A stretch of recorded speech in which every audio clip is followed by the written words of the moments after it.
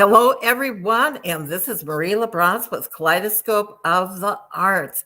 I am here today, and unfortunately, my co-host Dee Dee Gozion is actually ill, and I'm doing this with my special co-host, Jim Shirley, who I'm going to bring up on the screen right now with us because I need to do that, and I'm actually clicking on things in the background, guys. In fact, I'm going to I'm bringing you up because I'm having some tech issues in the background. I'm making sure that we're live in other areas. Jim, tell me how your life is going now that we're kind of getting back to normal. Well, it's been an exciting couple of years, Marie, and things are beginning to get a little bit back to normal. And of course, that always brings little blips on the screens as we go. But the arts in all of our region, in the whole Gulf Coast region, are really beginning to get back to more like the full impact that we're used to here. As you know, we've entered into Safe Arts Initiative protocols for all of our indoor performances so that people can feel safe in returning. But the facts are that just about all of our major arts and cultural groups, whether they're performing arts, visual arts, literary arts, are getting back into sync, and we're beginning to get people back together. And people are beginning to feel more comfortable as we move forward because we're moving forward cautiously. You know, we're not trying to overdo it. The performers and the visual artists are just as anxious, maybe even more anxious, to get back into business as our donors and patrons are. But we all know that we need to do it safely. But it's a very busy time. A lot of things are going on, and I think we're going to continue to see us all ramp up as we enter into the holidays and into the new year. Absolutely. One of the things a lot of people don't know around in the Northport area, Jim, is they have a symphony, they have a concert band, and they have a chorale, and they all perform at the Northport High School at the Performing Arts Center there at the high school, which is on Price. And I was fortunate to have been invited to the last symphony concert, and it's one of the best well-kept secrets in Northport. Let me tell you, and the really, really interesting thing is they're all volunteers. There's only a couple of people, the maestro and I think the director are the only two that are paid staff. All the rest come from all around the state and come there just to be able to perform. And I think that, and the tickets are only $15. Yeah. I'm going like, are you kidding me? How many people don't know that this is going on here? And right. You can get culture right here in the city of Northport, and it doesn't cost you a fortune. It doesn't break the bank, and you're getting quality people. You're absolutely right, Marie. I've dealt with the symphony and the chorale, and of course the Performing Arts Center ever since it's been open. And you really do have a community treasure there in Northport. And if there are people listening in Venice, in addition to what they're doing up there, you've got the Performing Arts Center at the Venice High School, both of which are really top-rate performing arts centers. And quite frankly, even though the folks in the chorale and in the symphony are volunteers, many of them, if not most of them, have been professional performers in their life. So you're able to see locally very high quality art, very high quality cultural events taking place right there in your local community. And I want to applaud everybody in the community, the school board, the county commission, everyone who worked to make that Performing Arts Center a possibility has really done a great service to the community of Northport and the surrounding area. And I'm glad that you said that, because it takes the community to support the arts. And even the high school thespians, they have a dance group there. They have the bands and all. So get out there. You don't have to leave the city. You don't have to leave South County to go to North County to attend things. And Venice Theater, they have the top-notch, best small community theater in the nation. You don't have to travel any place. You don't have to go to a professional one that is all equity, because the community theater has some of the top-notch actors around the area that come in and do theater, because not everybody can make a living, Jim, That's by right. doing performance, but they still have the passion and they also have the talent. So Well, I'm I think it's, if we look at our communities here, Florida is a late blooming state. We're now among the three largest states in the nation in population, much bigger than New York, bigger than Ohio, bigger than Illinois. I mean, this is a large, large state with a lot of people who have moved here from some of those other states because it's such a great place to live. And to know that you can not only come down and be able to perform very high quality artistic events, but if you are a performer, you can participate in them. And it adds so much to the community, as we move through the stages of our life, to be able to maintain an attraction or an attachment to music, or to choral music, or to dance, or whatever it may be that we've done in our lives. And that's how these communities are developing. Charlotte County, Northport, Venice, the whole southern part of our area. And I say that only because I happen to live in Sarasota, but it's all a part of the same area. And if you look at how metropolitan areas have developed over the years, Chicago used to be downtown Chicago. Now it's everything from Milwaukee down to Indiana, and it's kind of the Chicago area. And that's how our area will continue to develop. I mean, we're not going to be Chicago, thank goodness, but we're going to be a great place to live with great weather and an outstanding cultural community to be able to live and work in. Well, thank you for saying that. And I just want to remind everybody, you're listening to WKDW 97.5 FM, Real Community Radio out of Northport, Florida. You're listening on the Bishop West Real Estate Tower. And I'm your host, Marie LaBrosse, and your co-host today, and our special guest once a month is Jim Shirley. He's the Executive Director of the Arts and Cultural Alliance of Sarasota County. And it's always a pleasure. He brings on the most fascinating guests. Before we bring on your guests, though, I would be remiss if I didn't mention the event that I am chair of, January 15, 2022, at the Plantations Golf and Country Club. I'll do this to Jim so you guys don't hear that. At the Plantation Golf and Country Club in South Venice. And the reason we have to have this in South Venice instead of Northport is because there's no venue large enough in Northport, the city of Northport, to hold an event that we're planning. If you look here, it's Kaleidoscope of the Arts. Actually, it's named after our radio show because our show is about all the different venues of the arts. And it's an intoxicating evening of discovery into the arts of Northport. January 15th, 2022. Doors open at 4:30. Yes, we're catering to the older people, including myself, in life. And dinner is starting at 5:30 for the early bird special. No, I shouldn't say it like that. But and Plantations Golf and Country Club is at 500 Rockley Boulevard in South Venice, and it's $85 per person, and dress as your favorite character or yourself. Any character from the art, film, TV, Toulouse-Lautrec, whoever you would like. That's what the evening's about, and it will bring Jim's vocal. Your phone was going on, so I had to mute you a little bit there.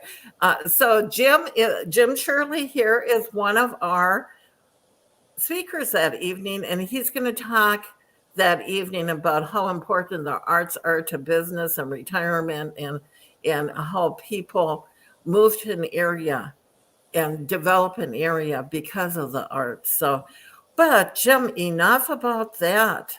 We want to bring on your guest, because let me tell you, this man has me fascinated. I didn't know him before. I met him just previously before you coming on, and I go, how can you do all of this? So let's bring on Dr. Joseph Holt. There he is. Yeah. Hi, everybody. Yeah. Thank you, Marie.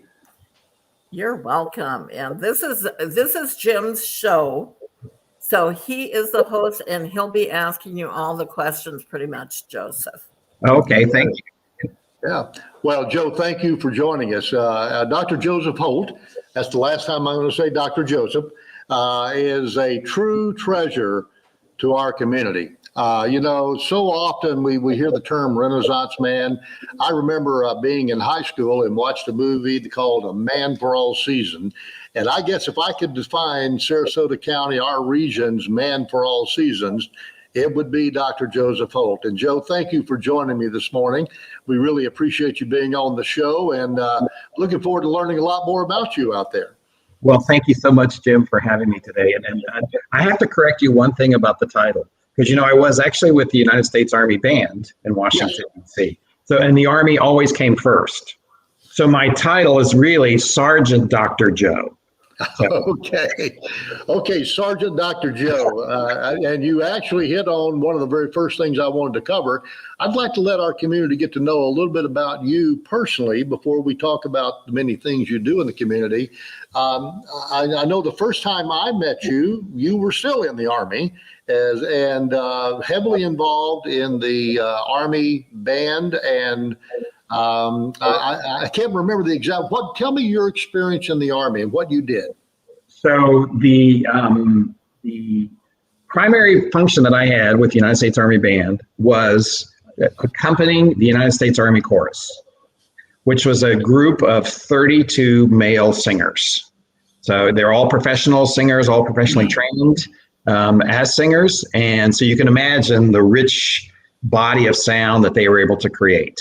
And so for 20 years, I spent primarily working with them, but I also had the opportunity to play with the band on occasion. I did the Rhapsody in Blue a lot, as a pianist, as you can imagine, and a variety of other things. We have an orchestra, so I played with the orchestra on occasion. We had smaller chamber ensembles. I toured around the United States with the woodwind ensemble. But the primary function that we had was to be ceremonial in Washington, D.C.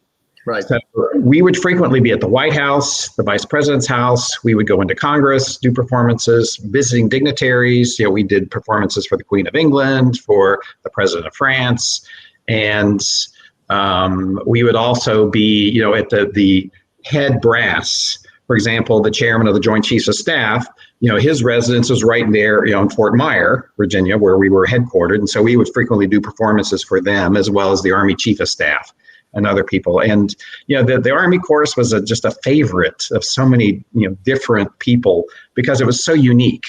It was an all male ensemble. And, so what the Army did in its wisdom is that they created a separate ensemble that's male and female. So they had the mixed ensemble as well as this one, which was because, there's issues related to, are we being favoritism, are we being, the old buddy network, just having all men as opposed to a mixed ensemble. So They did create a mixed ensemble as a foil to that. Yeah. Really, let me interrupt you for a second, because you're saying all these things like all this, we played at the White House and we played for dignitaries and we played for the brass, et cetera.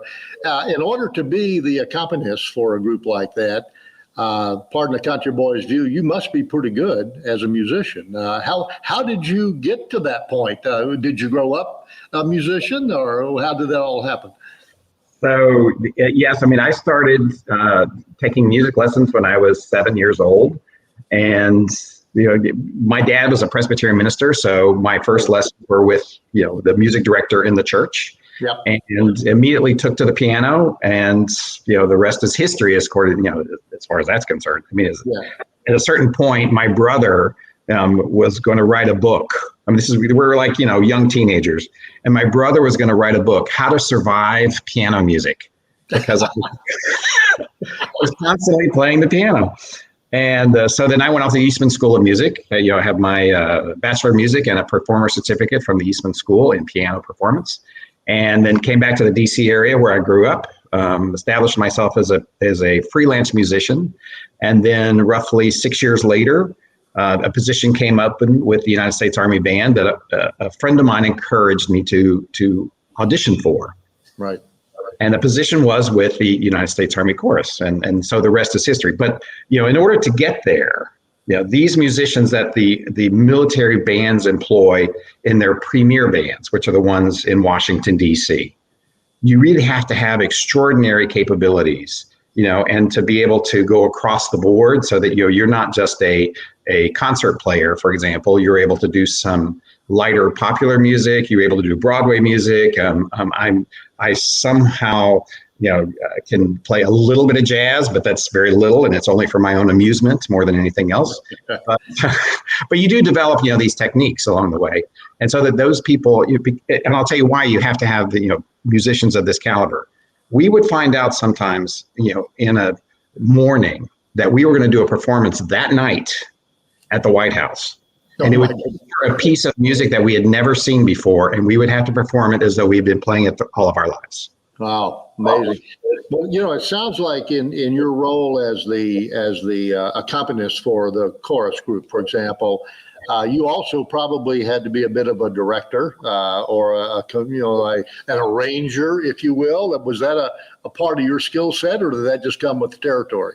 So, as a teenager, I actually wanted to be a conductor. So that already played into it. So I was able to help out occasionally with the Army Chorus to lead them in performances if necessary. And on occasion, I did actually some arranging for them. Some pieces I arranged, for example, some Christmas pieces, a Danny Boy, Besame Mucho, things like that, some things that they did not have in their repertoire that I thought they needed to have. So that was, just a way to contribute to the organization. So, Joe, and just to help set the stage, when let's say when you went to the White House to perform, no matter how far in advance you do it, I'm assuming there would be a gathering of people with either the executive branch or the president or the vice president or maybe the queen of whoever. How was that, to know you're going to sit down and play in front of some of the most powerful people in the world? Did that intimidate you at all? This is also a profession, at least these types of musicians, you have to have nerves of steel. Yeah. Yeah, literally, to get up in front of, the leaders of the world and just present a performance. And this is what we do. We're trained in this, we're versed in this. We practice this religiously. And, so when it comes, push comes to shove, we do the performance. We are fully prepared and fully ready and feel confident in what we're doing. I love it. Yeah. But there is an occasional, that little trepidation. I'll tell you that one of the one of the ones that got me one time was playing in front of Condoleezza Rice. Oh, because she, she was Secretary of State, right? Right. Or something. But so anyway, at the time, she. Phenomenal pianist. She plays the piano beautifully. And we did a performance in the White House at one time, and she came back to the hallway where we were lining up, getting ready to go back, to Fort Myer. And she said, "I want to see the person who played the piano." I'm thinking, what did I do? And so she came up to me and says, "That was really very nice. You've actually had some good training, haven't you?" And I said, "Yes, thank you." Oh my gosh, so that had to be a real joke. Well, Joe, I recall the very first time I met you. We were here in Sarasota. You were still living in Washington. You had connections here going back. How did you get to the Sarasota County area of the country? What brought you here? So it's a very easy story. We had friends that lived in the DC area on the same floor of the condo that we lived in. And they had moved down here in the late 90s and kept saying to us, we want you to come down and visit, come down and visit us, see Sarasota, and I knew Sarasota somewhat because my grandparents lived in Tampa. And I knew Sarasota, this is back in the 60s, I knew Sarasota is the place you passed through to get to the circus. This is really important, So we would go down to Venice and we'd watch the trapeze artists and all sorts of stuff when we were kids. So flash forward to 2005, the Army Chorus is invited to do performances in Southwest Florida.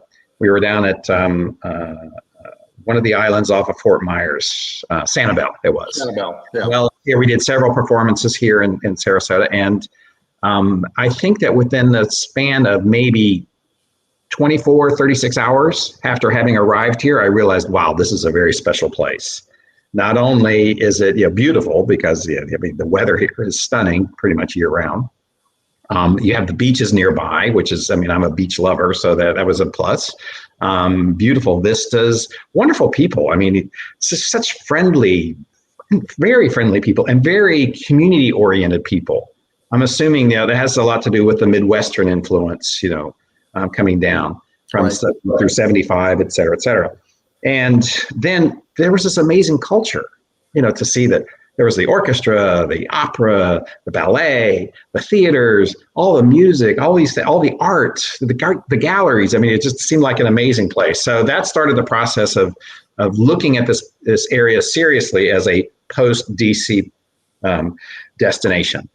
And there were places we were looking at throughout the country, including Santa Fe. That was a possibility. And even Puerto Rico, because, we have a wonderful connection to Puerto Rico.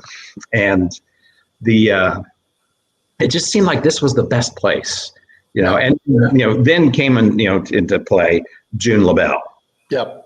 So you all know June LaBelle, who is, with WQXR and all sorts of stuff. Well, she called me up one day when we had just bought our house here, and she said, "Are you thinking about moving to Sarasota? Because I've got a job for you." And I said, "That's funny you called, June, because next month we're settling on our house and we'll be down there." She says, "Great.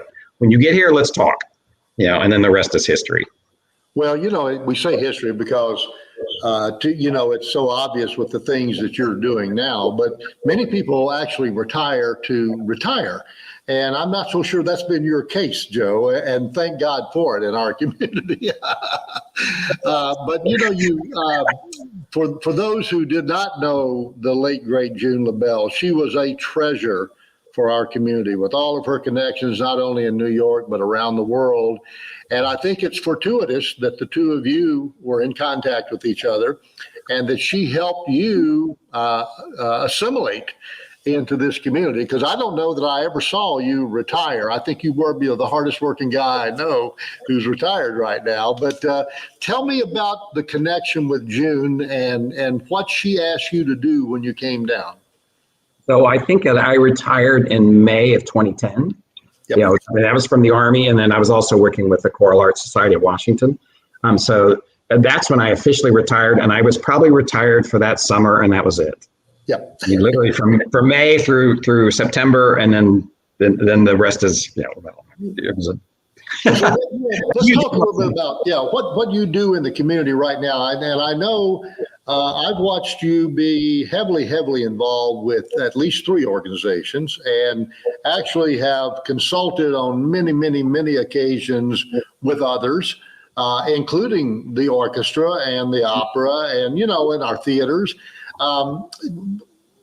It's obvious that people respect your talent and your experience and where you come from. You mentioned the chorus of Washington, D.C., and one of the roles that you have here now is the artistic director of the Choral Artists of Sarasota. How does choral music play into a community like this, where you have these places, these venues, but then you have so many people in choral music that love to sing and that love to be a part of something? How does this all play into a community? Well, Jim, you're well versed in this. The greatest cultural artistic activity that Americans participate in is a chorus. Some type of singing is a part, because more than 10% of the U.S. population participates in a chorus, whether it's in a church or whether it's in a community chorus, whether it's in a professional chorus or a symphonic chorus or a chant, whatever. It's amazing. Even barbershop choruses. And those are wonderful. I love listening to them. But it's just a unique way for us to come together as community. And that's really what a chorus is all about, because it is comprised of people. And right. They're not only lending their voice to making music, they're also developing relationships, and they become bonded. And it almost is like we have our own separate family. Right. It's a family that cares about each other. And they're very passionate about the community itself. They tend to be people who are more engaged with the community, and people who truly are involved in the community, and being, problem solvers as opposed to problem creators. Yeah. And that's a beautiful thing about a chorus. So is the Choral Artists of Sarasota, is that open only to performing or to professional singers, or how would a person get involved with choral artists if they had an interest? So, that it is actually a professional chorus. So it's much like the opera, the orchestra, the ballet. I mean, these are professional musicians that have been engaged, to sing with us. And we have an annual audition process, so people can go through our website and get the information for that. And I dare say that 98% of the people who participate in this group have some type of advanced music degree. So, I mean, there is that, so it's a different caliber of musician. Right. We have volunteer groups. We mentioned the Northport Chorale, just a few minutes ago, with Marie. That's also a lovely ensemble. So is the Venice Chorale and, Key Chorale here in Sarasota.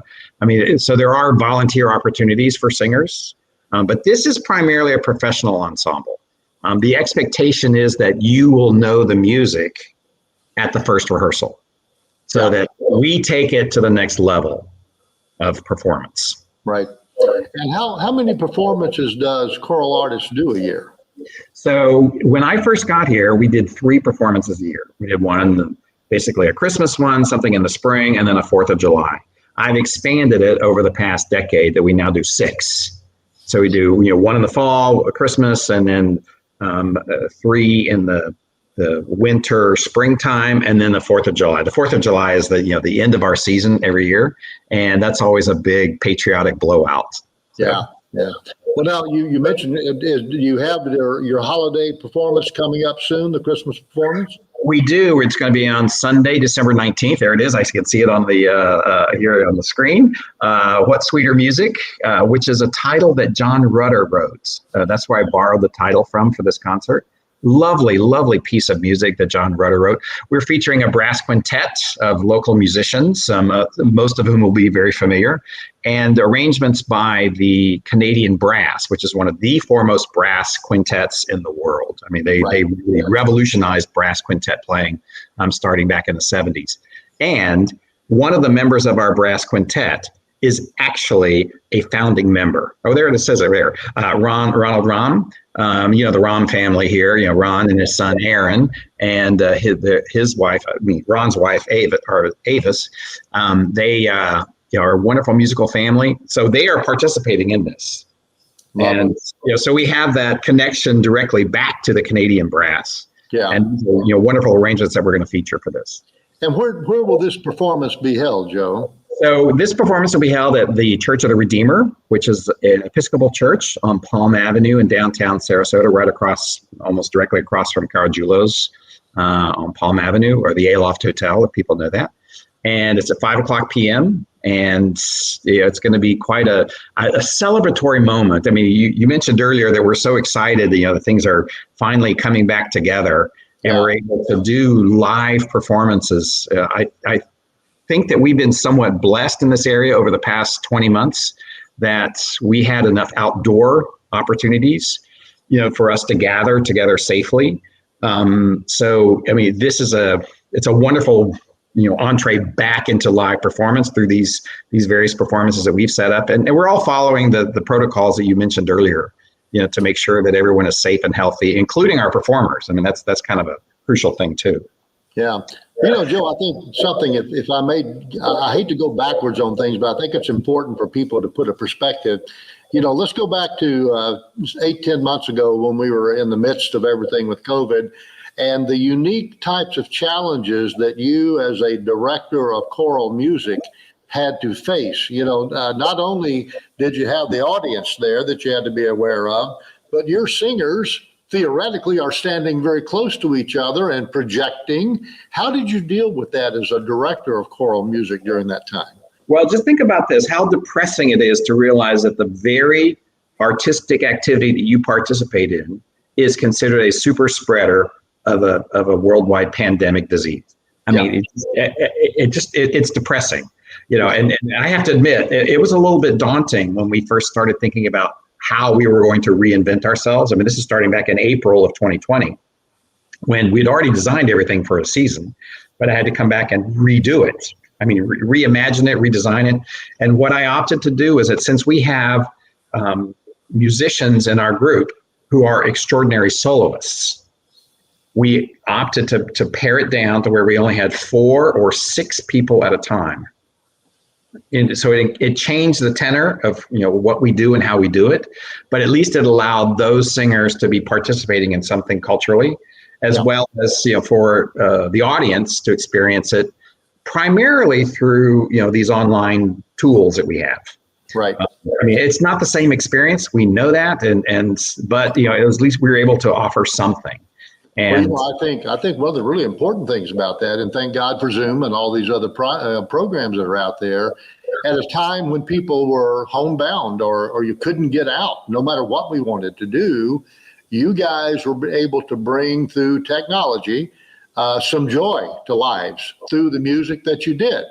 And I think to me, that was one of the greatest outcomes of the pandemic, was being able to bring things into people's homes. As you said, it's not perfect, but it's better than nothing. Exactly. I mean, and that's what we do. We provide a lot of joy. I mean, that's a great word for this. A lot of comfort. A lot of therapy. I mean, it's not only therapy for audience members, it's also for the performers. I mean, we get something out of this too as we're doing it. Yeah. So it's not like we're just producing something and giving it away and that's it. I mean, we actually feel it just as deeply. Well, Joe, if I'd like to kind of take a look behind the scenes here for a moment. I'm fortunate in that I see a lot of the meetings that you are involved in our offices in Sarasota, and I know that what the audience sees is a group of people making fabulous music, and it looks like, wow, this just happened. What does it take to put something together? You mentioned that you had already planned your season back in 2020. What is the background of how somebody gets to a performance like this? So just quickly about reimagining something. I mean, that was daunting. Yeah. Because it was just like starting with a clean slate, and having to reinvent was probably one of the most challenging things I'd ever done. Yeah. And it took longer to do that than it normally does. And I had to do it in a shorter amount of time, right? Because, as you well know, things happened and we had to make, but I'm thinking almost a year to 2 years in advance of what we're going to be doing. And so you're kind of second guessing, one, the ability of the group, and 2, what the audience is going to want to appreciate and expect. Right. So there's there's a couple things you're going to do. We know we're always going to do a 4th of July, so that's sort of a given. There's always a holiday performance, so that's also a given. But it's everything else that comes in the in between those that takes a long time to start planning. And I have literally stacks of music that I go through almost on a weekly basis, just to sort of get a feel for what's out there, and what's not only excite me, but potentially excite the singers and potentially excite the audience. Right. Right. So then, once you start that, you have to start putting all the puzzle pieces together so that it makes sense, from a musical perspective, from a dramatic perspective, from, if there are anniversaries or, the time of year or something like that. So it's a laborious process. And then you have all the rehearsals that go into it once you get everybody, once I've selected the people who are going to sing, well, then we've got to set up a rehearsal schedule. And that's, multi-weeks. And then engaging the instrumentalists who are going to play. I mean, that's also part of the process, rehearsing with them. So, I mean, you're looking at, for each production, it's a good 2 or 3 month process from, initially coming together and then putting the performance on. You bet. And looking even at maybe a larger social issue is you're sitting here today, your feet are in 2021 and your head is at least in 2023 or 2024. And thinking, as you said, thinking about the audiences, what type of thought process are people like you giving to how do we incorporate what would today be millennials into music that has been popular ever since we were kids? How do you compensate for moving forward with generational thoughts? That is pure guesswork. I'll be honest and say that, because as musicians and creative people, we're constantly learning. Yeah. You know, we never quite sit still. You know, we're certainly not, you know, resting on our laurels if we want to be successful. And I think that you have to be on top of, or at least aware of, you know, current trends and abreast of, you know, what's going on. Yep. You know, and you know, for example, I'll give you just a short. Something happened to me this past week that is definitely related to what you said. Has nothing to do with music, but it has everything to do with, I think, what you're asking. And that is, you know, we ran over to Orlando, did a short camping trip, and then went to Disney for the day on one of the days. And a lot of the rides are turning into these virtual reality types of experiences where you're actually not, you know, flying through the air. You know, the appearance is that you're flying through the air, but you're not really. And, you know, we sat and thought, you know, that is clearly, you know, a thought process on the part of Disney that they are playing now to the millennials because they're used to these video games. Right. Yeah, we didn't go for this, you know, I mean, we grew up with, you know, the real roller coaster and stuff like that. So it's just an interesting, so it's, you have to be aware of these things and incorporate them as if you can. I mean, it's a little bit difficult with choral music to do that. I saw that the screen just popped up here with the artist series, you know, so that you know, originally I was also the director of artist programs for the artist series. I stepped down from that role this past year, but I designed their entire season this year. And that's one where you really have to be thinking ahead, because their mantra is to present up and coming young musicians who are, you know, at the forefront of becoming household names. Yeah. Well, there's a challenge there, because you have to really guess, you know, what's happening 1 and 2 years from now. That's going to bring these people. And we heard a baritone this past weekend who is absolutely phenomenal. You know, and I'm so glad that he was able to be here in Sarasota to perform for us. All the performances coming up for the remainder of the season are ones that I've designed, and they're there, you know, to highlight these young and upcoming musicians, you know, who they're very exciting and very engaging. And, you know, it's really incredible, because the artist series experience also allows you to chat with them, you know, to have a social time with them. So Joe, let me interrupt here, because I think that there are probably many people in our audience who have heard of the artist series. There's probably a whole lot of people who are not even familiar with them at all. And I would like to be able to focus a little bit on this great organization and what is it that the Artist Series concerts, what is their mission? And you mentioned a little bit here, but how were they formed, and what made this group become such a moving powerhouse in our region here? Well, you know, it was founded by Lee and Jerry Ross. Roughly 27 years ago. And here's the mission statement here, you know, that says, you know, the mission of Artist Series Concerts is to promote excellence in live musical performance by presenting acknowledged stars, et cetera, et cetera. So the issue here, you know, for them is that they're presenting chamber music type performances. So it's not, you know, large symphonies like the Sarasota Concert Association tends to bring in larger ensembles. This organization brings in smaller, you know, whether it's a string quartet or individual musicians to do these performances. It's a remarkable history that they've had, you know, and some remarkable people have been here on the stages for the Artist Series. They don't have a set venue. They use a variety of venues around the area, including the historic Oslo. They've been at we're going to be at a temple this year, Temple Beth Shalom, and then, Temple Sinai. And then they also go down to Venice with the Plantation Golf and Country Club. They have a series down there. They also do a series at the Bird Key Yacht Club. So it's a really extraordinary experience. It's more intimate. It's not as, you know, grandiose, as I said, you know, like an orchestra would be, but it does have, you know, that it's just, there's nothing like chamber music. I mean, because it speaks to you in a different way than other music does. In your programming role for the Artist Series Concerts, Joe, how did you all identify these potential young artists? I mean, how do you even hear about somebody in Japan that's a rising star? You know, where does that come from? So there's a variety of sources. I mean, as musicians, we talk to each other. There are also agents out of New York, who help out a lot. There are also some young, for example, the Young Concert Artists Association out of New York. They have international auditions every year. The Concert Artists Guild in New York also has international auditions every year, and so they actually bring in some of these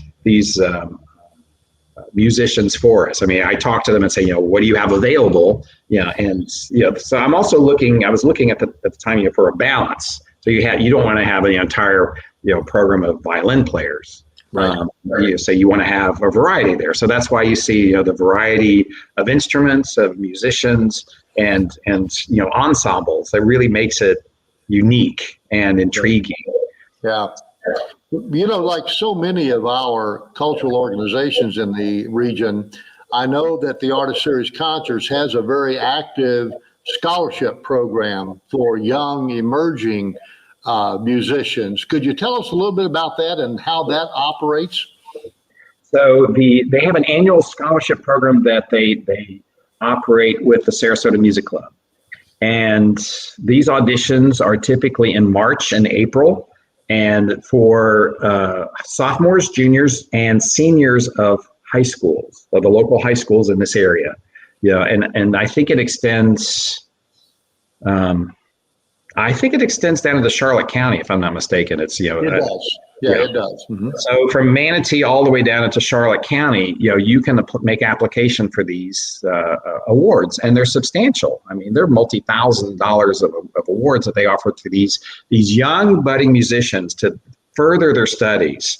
Whether it's a local study or if they're going off to one of our state universities, or even if they're going off to one of our national institutions. Juilliard or something like that. Several people who've gone off to Juilliard. And there's some extraordinary musicians, who are young in this area. It really is quite hopeful for the future. You talked earlier with Marie, I think, about how incredible this area is because of all the professional musicians who have moved here, or retired here supposedly. I mean, they're still doing things, but they're here.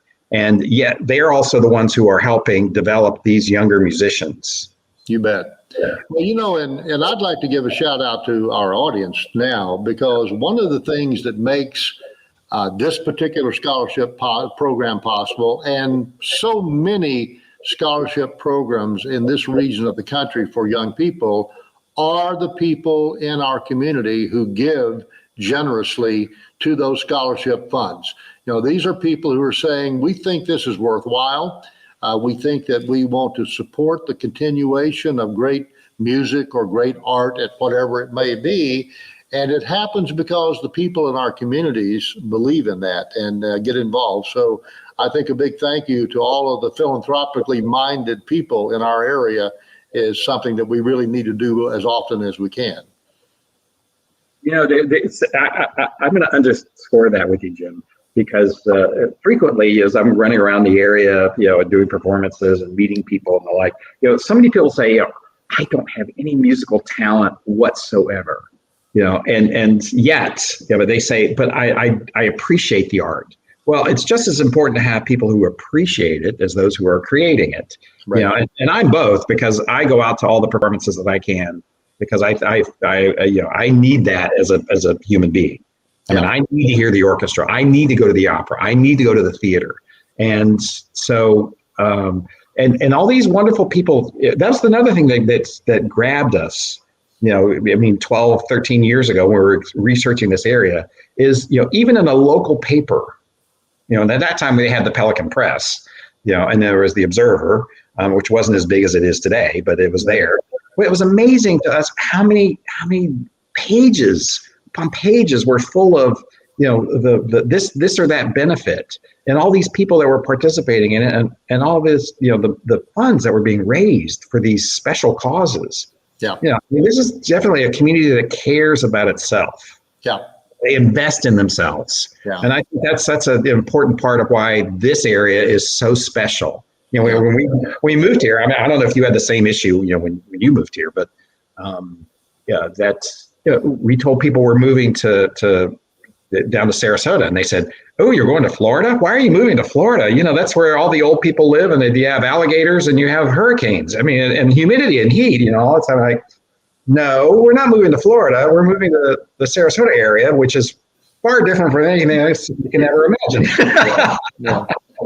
Well, you know, and I think the wonderful thing for our audience, focusing here on the southern part of the region, is that you're surrounded by.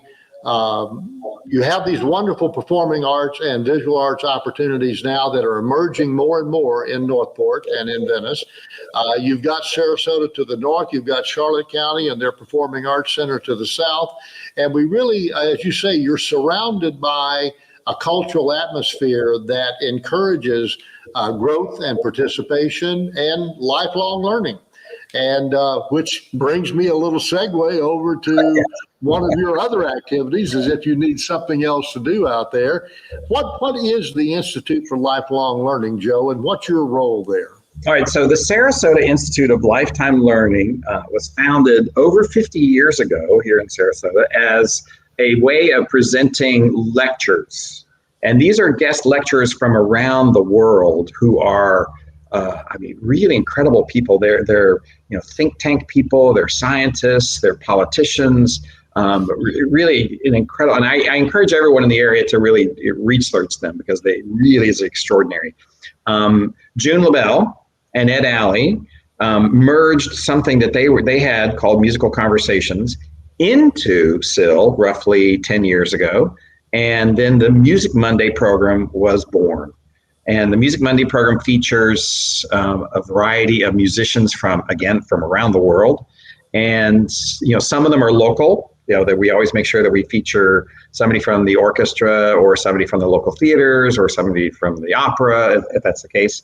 And the concept is they present roughly 20 to 25 minutes of performance interspersed with conversation. So the conversations with a host, the musician, the guest artist, speaks, talks about their career, talks about their life, talks about, shares stories. It's funny, it's endearing, it's charming. It sometimes is quite meaningful because you learn or you hear things that you never would hear before. Because typically a musician comes in, they do a performance, and then they're off to another performance somewhere else. This gives the opportunity to actually hear them directly, hear them as people.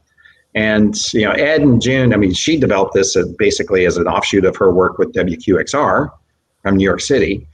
And it's just a brilliant concept. And Ed Alley took it over when June passed away several years ago. He passed away a year and a half ago. And I was helping him out.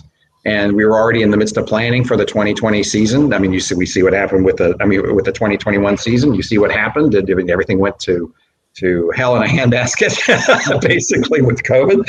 So we had to, put everything online. But the organization asked me to fill in for him as the guest host, and the producer for this series. They liked what I did, and so this year they asked me to continue on that. So I am continuing on with that and presenting it. So I handpicked all these people. There's one down that's coming up in March, really extraordinary. It's a theremin player. Now, most people have probably never even heard of a theremin. If you haven't, I recently just go online to YouTube and put in theremin and see what you come up with. It's the most extraordinary instrument because it's electronic. It was developed in the 1920s. You don't even touch the instrument. It's all done by some thought process or way you hold your hand or something that creates this energy, that creates this sound. Yeah, amazing. The sound is unworldly. It sounds like if you know the opening of the old Star Trek series, the one we grew up in the 60s, that da da da da da da, right? So I think they use the theremin in there because it has kind of this vocal thing, and that's sort of what it sounds like. And it's really extraordinary. So he's going to be a real highlight of this series. And there's only 12 of them from January through March. That's their season. And, audience members can ask questions at the end of there's usually a 10-minute Q&A at the end. And we do these Music Mondays in Sarasota at Church of the Palms on Monday mornings at on Bee Ridge. And then at Venice Presbyterian the same Monday in the afternoon. So, okay. in both, parts, I mean, it's not as far south as Northport, but I mean, it does reach down into the southern part of the county. Yeah, that's terrific. Now, Joe, hey, if somebody wanted to get in, wanted to attend one of these lectures, one of these performances, if you will, how can they just purchase tickets online, or what's the situation? You can purchase it online. We actually we're doing a hybrid version this year because, with the COVID restrictions and the COVID concerns, we're still going to offer, an online version, but we're planning on these events taking place live and in person. So you can show up and buy a ticket at the door. That's not a problem. And it's moderately priced. I think it's $8 or $9, something like that, for a session. A subscription is roughly $85. And I'm sorry, I see it now. Single ticket price is $10, but you can get the whole series for $85. Yeah, and it's quite an entertaining and informative session. It roughly lasts about an hour, 15 minutes. Yeah. Well, I think the whole concept of lifetime learning is really one of the things that makes our region of the country so interesting and such an attractive place to live. You don't have to just go do nothing or go fishing like I like to fish, or golfing. You can do a lot of different things and get engaged as the way you want to. So I think that's one of the things that makes this such a wonderful cultural community. And Marie, I know you're about to kick me off, but I have to recognize one thing. Going back now about 8 or 9 years ago, we did a project at the Arts Alliance called the Sarasota Keys. And we kind of put out a call to a lot of our local artistic community. And basically, we had local artists artistically paint pianos, which we were able to place around the streets in the county. And then people could play them as they wanted to. And it really turned out to be a wildly popular event. But to kick it off, I called Joe one day and I said, Joe, I got a little something I'd like to do. Our first shot out was with 6 pianos. I said, I've got 6 pianos and I got them in a warehouse right now. They just been painted, but I'd like to introduce them to the community. So Joe put together a performance in 5 Points Park in Sarasota for us. We had all 6 of these beautiful pianos there with the artists that painted them. And then, Joe, I'm not sure how you did this. You had 6 professional piano players who came in, and you all played in unison a wonderful concert for everybody. I just want to say publicly thank you for that. I don't know how the hell you did it, but it was a great event for us. Yeah, if I can just add a few things to that, I'm also the music director at Faith Lutheran Church, in Sarasota. And we had one of those pianos. We had extra pianos sitting in the campus that we didn't need. So we donated one of those, which I think sat outside of Classico for a long time. Yep. I think it was the one that was featured in that documentary about the guy who suddenly started playing and everything. And so these multiple pianos, they've been around for a long time. But we used to do those in the Army because we had multiple keyboard players in the Army band. So we did one that actually featured 10 pianos and 10 people playing. I mean, so there's all sorts of arrangements out there for things like that. And it's wonderfully cacophonous to have everybody just whacking away at the keys. Well, Joe, I want to thank you for joining us this morning. You truly are one of the treasures of our community. And I encourage our audience to get involved in choral music, to take a look and see what happens with the Artist Series concerts, and to get involved in the Institute for Lifetime Learning. If you do all of that, you're bound to see this man around the community, and he's well worth the time. So thank you, Joe. I really appreciate you being on this month. Thank you, Jim. Joe, it's been such a pleasure meeting you and seeing what you do. Another one of those people that get it done and is a tribute to their community, no matter where they're living in the world. Thank you all for tuning in today to WKDW 97.5 FM Real Community Radio. You're listening to Marie LaBrosse on Kaleidoscope of the Arts with my guest co-host today, Jim Shirley, Executive Director of the Arts and Cultural Alliance of Sarasota County, and Dr. Joseph Holt, who is a multitude, has a lot of titles out there, but is probably so involved and so instrumental to a lot of the arts that are going on in the city of Sarasota and Sarasota County. So thank you so much for being on with us today. Have a great day. And thank you to our audience for coming on, and our sponsor, Wendy Namick from Namick Professionals. Thank you. Have a great day. See you again next week on Kaleidoscope. Goodbye, everybody. Arts. Bye-bye. Bye.